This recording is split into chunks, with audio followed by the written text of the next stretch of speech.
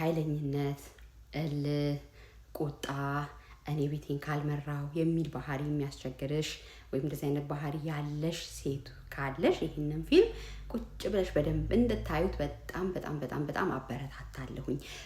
ያው እኔ ኃይለኛ ነኝ የምትል ሴት የለችም ብዙ ጊዜ አይደል? እኔ ባህሌን በቃ እኔ ቤት በራሱኛ አይደለም ምናምን አንልም ብዙ ጊዜ አይደለ?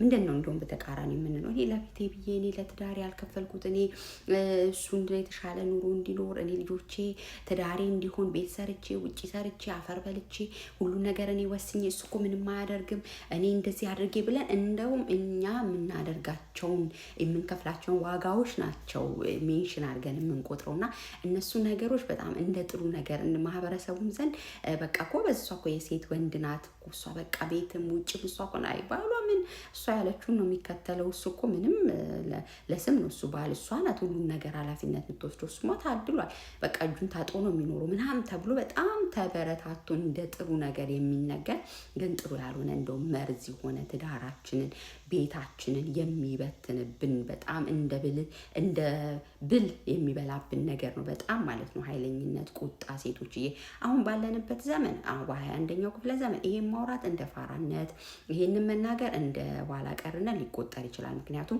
ዘመኑ እያለን ያለ ነው ሴቶች ኃይለኛ እንድንሆን ይሄ ራሳችንን የምንወስን ሊደርሺፕ ቦታ እንድንይዝ ምናምን ነው። ሴቶች አይደለም ስለ ሚስቶች ነው እያወራለሁ።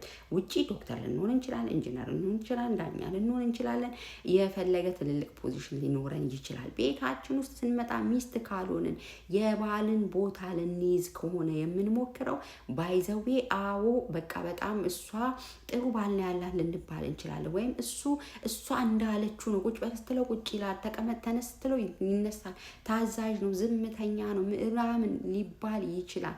ግን እውነት ደስተኛ ነው ወይ? ግን እውነት ፈልጎት ነው ወይ?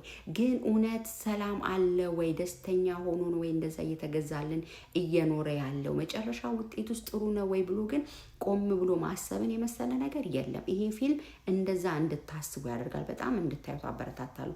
16 ክፍል አለ። ሮማን የምትባል ምስኪን ሴት ለቤቷ ለትዳሯ በጣም ዋጋ የምትከፍል ግን ደግሞ የባሏን ቦታ ያላወቀች የባሏን ፖዚሽን የባሏን ፍላጎት የባሏን ዝንባሌ የነጠቀች ለቤቷ ደስታ እሷ ፈላጅ ቆራጭ የሚለብሰውን የሚበላውን የሚሰራውን ሁሉ ነገር የምትወስን ጎበዝ የምትባል ውጪ ስትታይ እሷ ጎበዝ የምትባል አይነት ሴት ቤት ግን ባሏ ጸጥ ብሎ ያንን እየተቀበለ ግን ደስተኛ አልነበረም። ወንዶች ልንገራችሁ የፈለገ ነገር ጠረጴዛ ሙሉ ምግብ የምትሰሩ ቢሆን ቤታችሁ እንዲች በምላስ ብትላስ ቆሻሻ የማትገኝበት ቢሆን ልጆቻችሁን ቴክ ኬር የምታረጉ ቢሆን ሚሊዮን ብር የምታመጡ ቢሆን ክብራቸውንና ሰላም